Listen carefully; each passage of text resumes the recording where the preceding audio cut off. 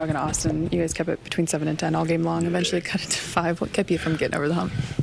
Shot making, offensive rebounding. I mean, they was making shots. Brzezinski had a big-time game. Kuminga came in, gave him a big boost off the bench. Obviously, Steph does if Steph does, but, it's too many second-chance points. Couldn't get over that hump, like you said. Were you guys able to really find a rhythm in versus a team like this to not, if you weren't able to? What's the challenge of getting through that? It's always a challenge anytime you play Golden State. I mean, it's been like that for the last over a decade. So probably since like 2014, when they really started to get it going. So we know it's always a challenge against them and keep you off balance all game, and you just got to try to figure it out, which we did. We did offensively. We were really good, especially in the second half. We had 69 points in the second half. That was not the reason we weren't able to win.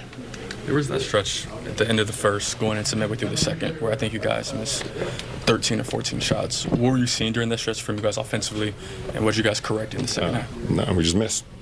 I mean, sometimes it's a make or miss league. I mean, we was getting some really good looks.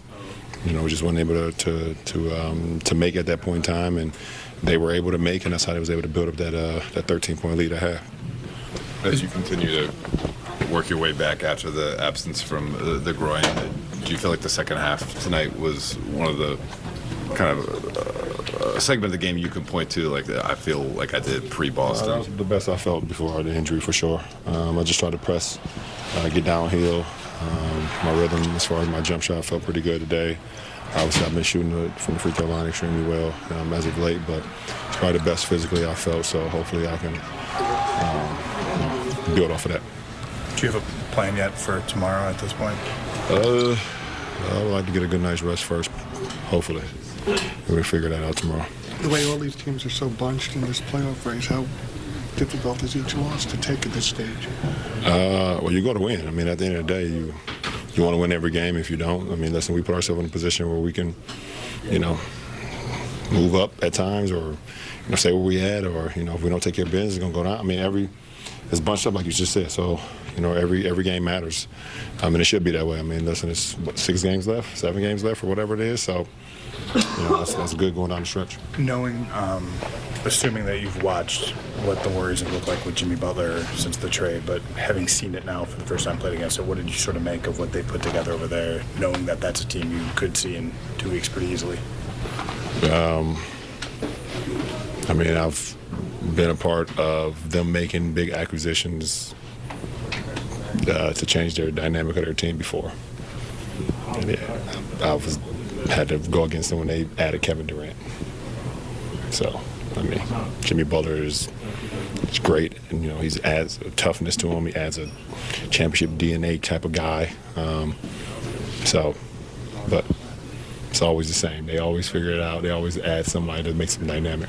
What's for the balance for you, Luka, and Austin, as good as you guys are in terms of freelance and getting kind of what you want to get through attack, one-on-one attacks, versus like getting into more organized stuff? Like, where's that, I guess, on the process for you guys in terms of knowing what each other's going to do and when you're going to do it? Well, I think the beauty of our game is not always knowing what we're going to do, in the sense of that's what makes us dynamic, us as individuals, being able to keep guys off balance, even keep your own teammates off balance sometimes, and it's always just stay ready. AR is great offensively. Obviously, the Don is great offensively. I can sprinkle in a little bit offensively as well from time to time, but, we understand that being organized is always is important, not just for us three, but it's for the other guys. It's for our guys. It's for, Dodo. It's for, Gabe and Jackson, Rui, Goody, Doe, everybody else. That's what the organization point is all about, because we can do what we do. We can freelance as much as we want, and still it looks great at times, So, but the organization has to be for the rest of the guys, and we understand that. We know that we got to put guys in a position to be successful. You mentioned the Warriors being tough since 2014. Draymond has been very outspoken about how much of a chance he believes that they have this year. Now that you've seen them up close with this version, how much of a formidable foe do you think they're going to be in the West from here on out the rest of this year? I have no idea. I can't answer that question. I got to worry about us. I can't be worrying about other teams, and That ain't my job. Thanks, Appreciate it. LJ.